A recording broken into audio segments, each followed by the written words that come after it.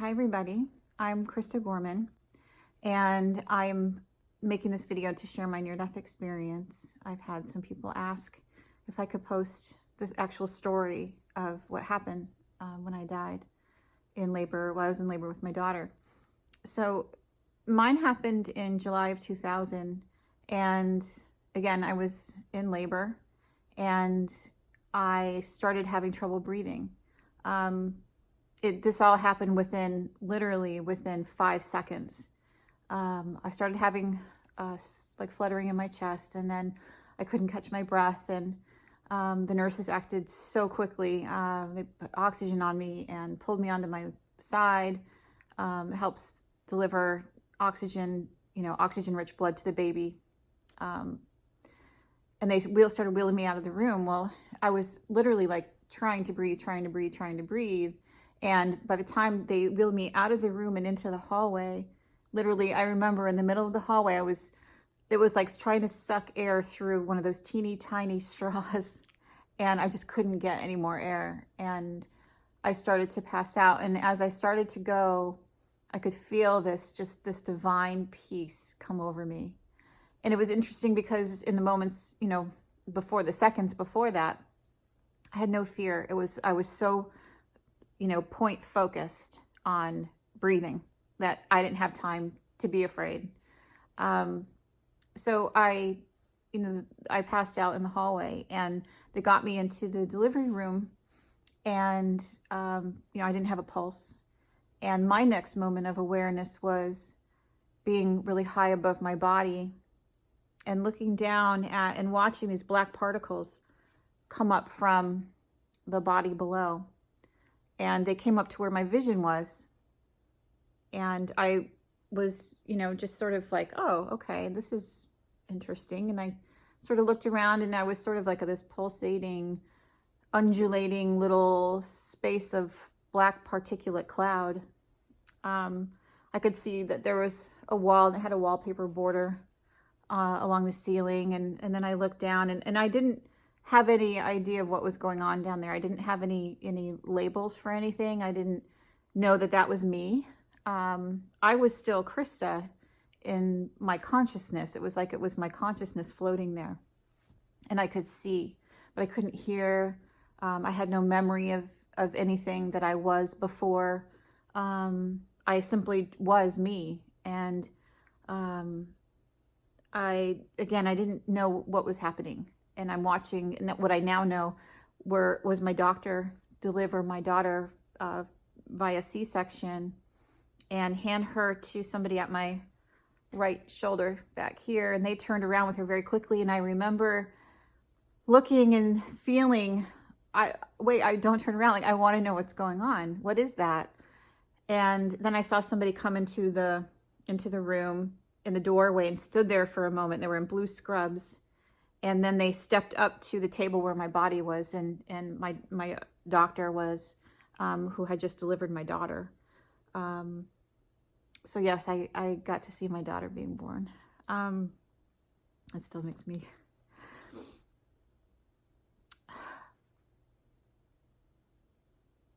Sorry. That still gets me emotional.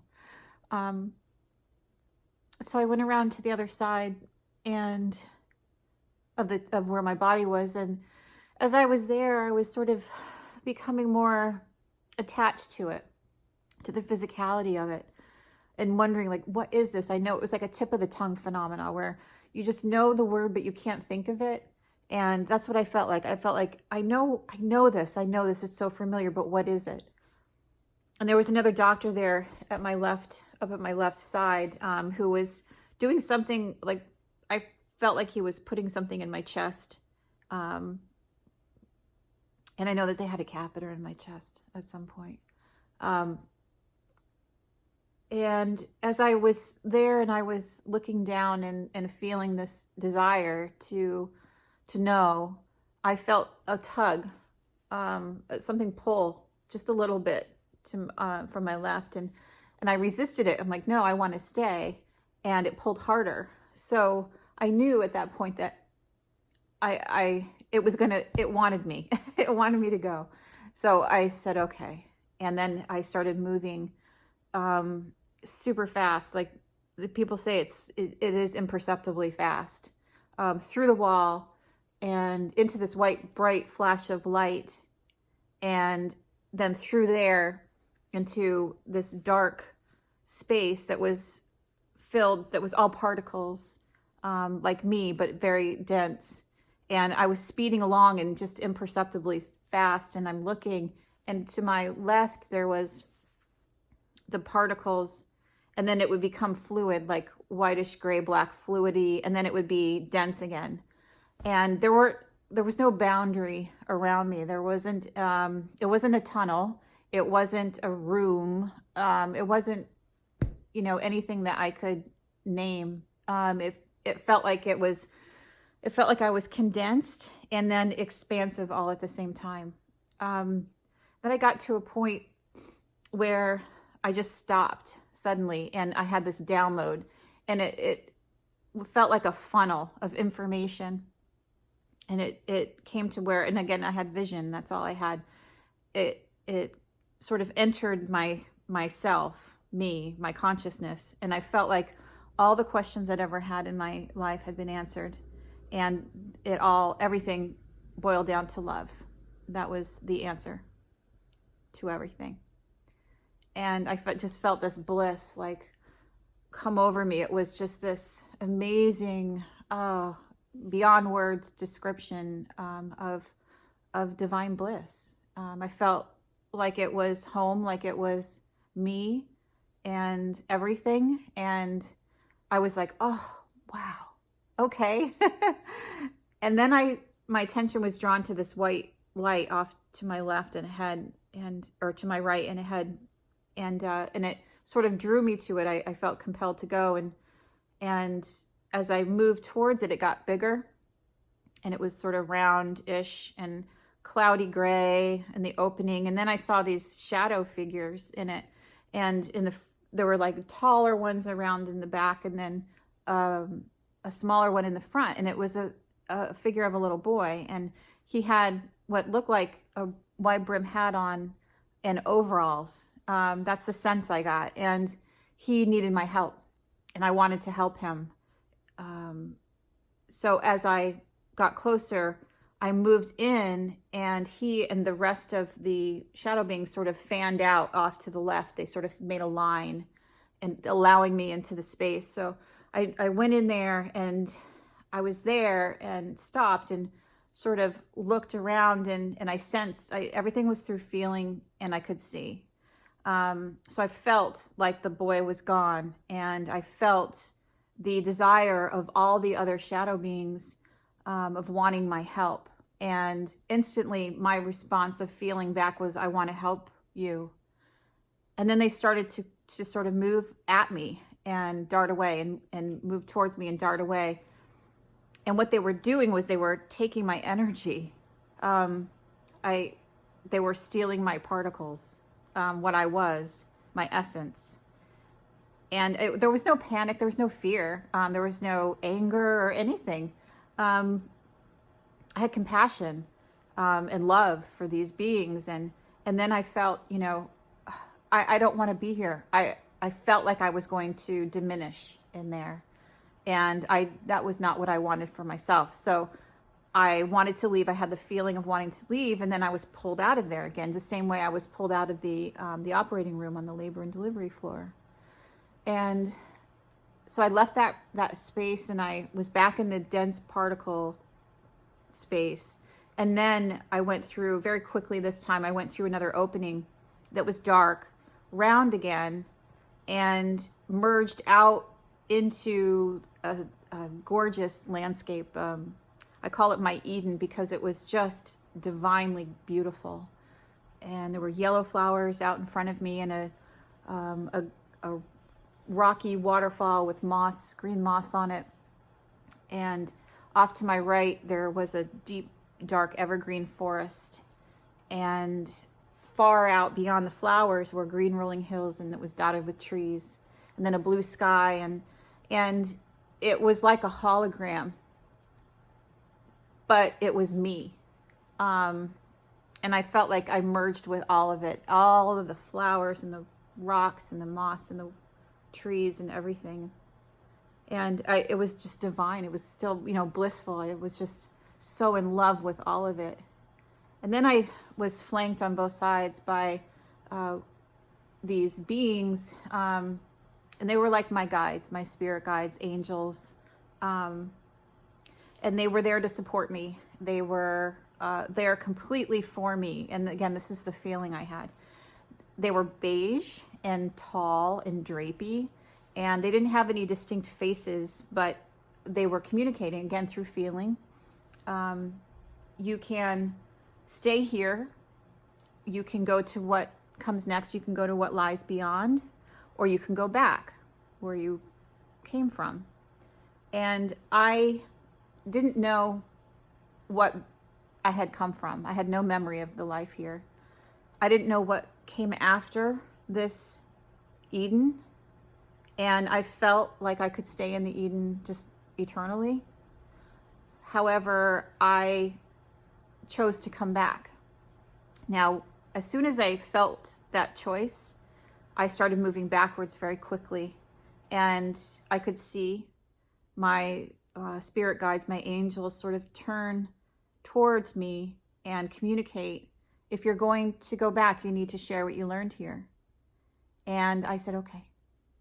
And the next thing I felt was this horrible pain in my chest.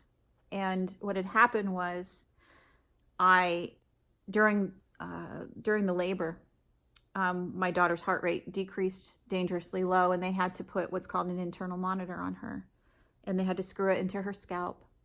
And now I had done these in my training. I'm a physician assistant. I had put these on babies who were going through the birth process myself, and it's to monitor their vital signs very closely because they had abnormal vital signs. Her heart rate was very, very low. And then a C-section comes right after that. So when they put this monitor on Maggie, she had a reflex, and she kicked or punched so hard that she pushed amniotic fluid into my bloodstream, and my body had an immediate allergic reaction to it. It's a foreign substance, and it's not supposed to be in the bloodstream.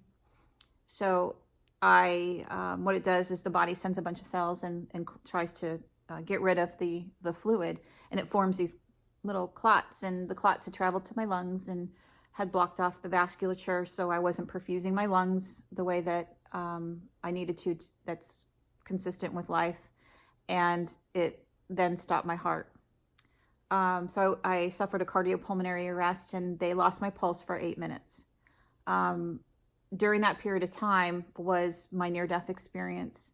When I came back, I was in the ICU. They had intubated me and sedated me. I had gone into what's called disseminated intravascular coagulation, which is something that can happen after amniotic fluid embolisms, and it's just where your body can't clot your blood and you bleed. And I was bleeding pretty profusely, and they were transfusing blood, and so I received several transfusions while I was in the hospital. But I was in the ICU, and on the first day, roughly 24 hours after I was placed in the ICU, I started to, show signs of life. They weren't really sure what the outcome was going to be because of the amount of time that they had lost my pulse for. And so they had prepared my family to expect the possibility of me being a vegetable for the rest of my life. And, well, obviously that didn't happen. So they kept me intubated until I was stable enough, and then they took the tube out, and that was roughly 24 to 36 hours after the event. And very quickly after that, day 2, I was so stable that I tried to climb out of the bed. Actually, I did climb out of the bed and wanted to go home. I was ready to go. Now, I had not recalled that I was pregnant. I didn't know who I was. I didn't know where I was. I had no idea I'd had a baby. And I just had this strong desire to leave the hospital.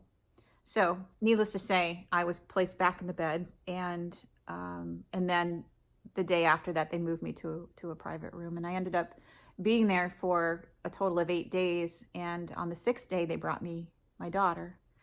In the meantime, I was sort of, with it, not with it, with it, not with it.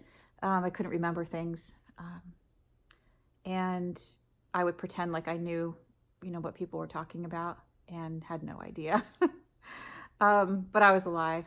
And so when they brought me Maggie for the first time, they put her in my arms, and I just felt like I had known her for an eternity. I wasn't showing any emotion. I watched the video that was taken at that time, and I really didn't show any emotion, but inside I was just so at peace and just felt so much love, for my daughter, for everyone, for everything.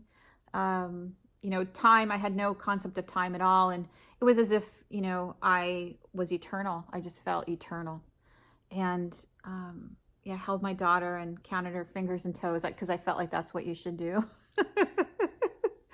So I did that, and they were all there. And then, started to come back, started to sort of try to reintegrate into this life. And I was sent home with her and my husband at the time. And at first, it was like I was sort of the observer of everything. I didn't really quite get what had happened. I didn't yet recall my near-death experience, but I was a completely different person. My family didn't know what to make of me. Before that, I was a physician assistant student, and I had just graduated from my training program 3 weeks before I had my daughter, before this happened. And when I woke up, I had no memory of any of it. I had no idea that I had, what a physician assistant was. And I had no desire to be one. I just felt love. I felt peace. I felt love. I felt completely at one with everything. And there were no big deals. Now, before that, I was high strung. I was type A personality. I knew what I wanted. I had goals. I had dreams. There was so much that I wanted to do and experience. And, all of that was sort of gone, and it wasn't even in my consciousness. So, my family's sort of freaking out, wondering what's going to happen, and am I going to come back, and, will I be the same? And I didn't remember the old Krista, so I had, no worries about who I was now. I was perfectly fine. And, well, getting back to me remembering my experience, about 3 weeks after I got home, I had a dream, and the dream was so profoundly powerful. It was my experience. I had the recall of my experience in this dream, and I woke up in the morning, and it was just phenomenal. I had now an explanation about, why things were the way they were, why I was the way that I was. I had a recall of a lot of things before I had my daughter.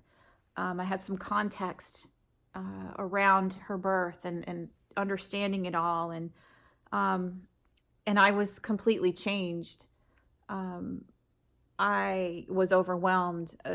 I knew that I was love and pure love, and that I was here to share it with other people, and it was so strong. The depth of the love that we are is beyond description. And how was I going to share that in this world? How was I going to be that love? Be the love? Man, I was elated.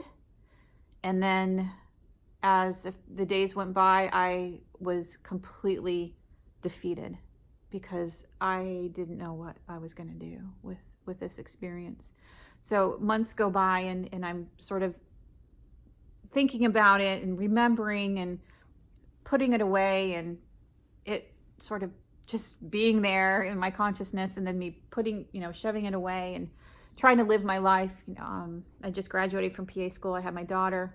My husband at the time was a touring musician, and he was working. He was working on a record, and so he was away all day.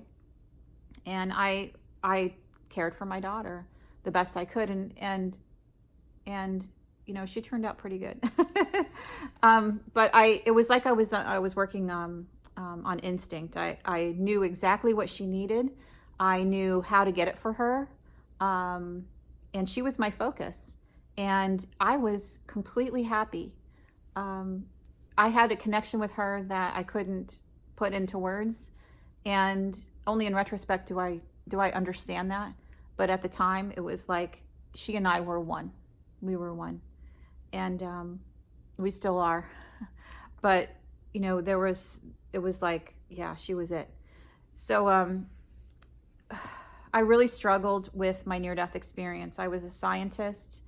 I grew up Catholic, but I wasn't going to church. I had a sense of a higher power. I had a reverence for Mother Nature. And, at the same time, I was filled with ego and driven, and, had a scientific explanation for a lot of things, most things. But this really, really changed who I thought I was. And I struggled with that. At several months later, I reached out to Dr. Jeffrey Long, and he is a radiation oncologist. He's a physician, and I felt like I could trust him. So I sent him an email, and even then in disclosing what had happened, I didn't. I just said, I think something may have happened. I'm not sure. And his email was very, very kind, and he said, pay attention to your dreams. So that for me was the confirmation that I needed, that yes, this had happened, because I had questioned it. Excuse me. I had questioned it and then believed it, and then questioned it and then believed it. And coming from a doctor, that meant a lot to me. So I sort of took a deep breath and said, okay, now what do I do? And I didn't have answers for that. I started a job. I was raising my daughter. My husband at the time was touring. I had just a lot on my plate, and I was just trying to get into life and trying to live and, go to the grocery store and make dinner and do all those things. So I struggled for years and years with my NDE and allowing it to be there, to be in my life, and to integrate it into my life. 10 years later, there was a crisis in my family, and I had been struggling emotionally, energetically for so long. I had gotten to a point where I knew that love was going to be the key to making things better. And I knew that I had the tools somehow, somewhere to take that love and use it in my life. I would figure it out. I was so determined. And, during the sort of really rough time, I started meditating. And it was in meditation that I found my sort of my guide to living. And it was my near-death experience put into words, because I could never really put it into words. It has to be experienced in order to really understand it. And the experience for me was feeling, and the experience was law of attraction. When I felt something that I desired, it was given. The universe yielded to me. That was so powerful. So powerful. And then the love in conjunction with that. So I started journaling after meditations, and I started writing down what it was that came to me, and words, came to me. Awareness, loving, fearlessness, patience, courageousness, compassion, spirituality, miracles, just all these words I'd write down. And then I'm like, so what did they mean? And what I realized was, okay, I'm going to just look at each one and sort of feel it out, feel it through. And when I did that, I realized that these words meant something. The feeling of the words meant something. And that was to reconnect me with my near-death experience, with the feeling, the experience. And they were guides. They were guides to on how to live in my life and be the person that I knew I know I am, which is a divine being of love. And that's what we all are. So I call them the 12 principles for daily living. And I wrote a book. I got the courage together after several years of being afraid of sharing my experience. And I wrote a little book called I Died and Learned How to Live. And I include the 12 principles for daily living in there. And I started living them. I integrated them into my life, and I saw right away things were changing. I used the law of attraction because the law of attraction was so integral in my experience that it just sort of meshed with the 12 principles.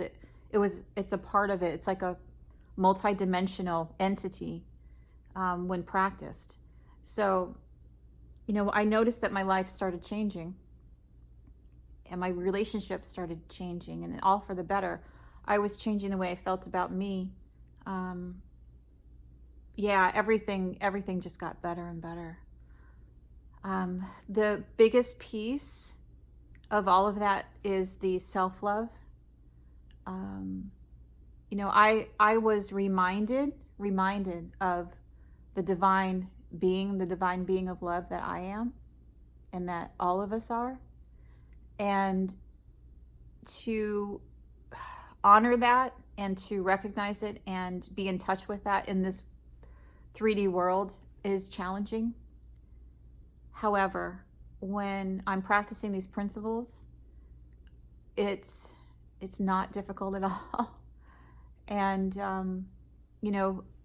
with the law of attraction, we can find what it is that we want for ourselves. We can discover that and then bring it to us. There's lots out there on the law of attraction. For me, everything that's said or written about it is right on. If I reference my near-death experience, it's right on.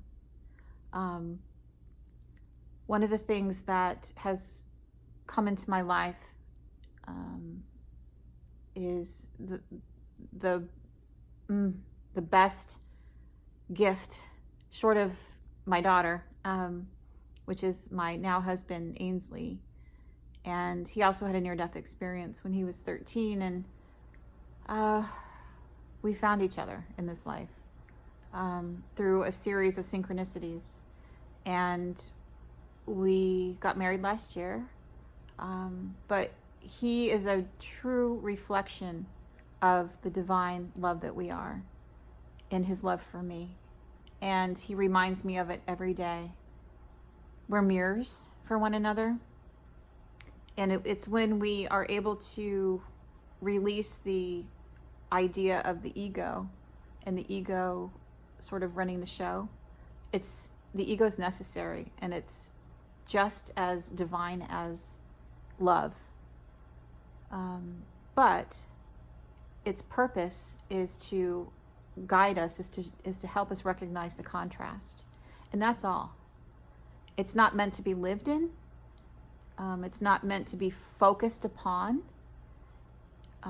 It's meant to be used as a tool. So, you know, the ego-lessness of our relationship is phenomenal. And it's only because we choose love. We choose love first. And relinquishment of the protective, you know, guise of the ego on a daily basis. So that's been a tremendous, like, unspeakable gift in my life. And I'm reminded daily of the love that I am through relationship.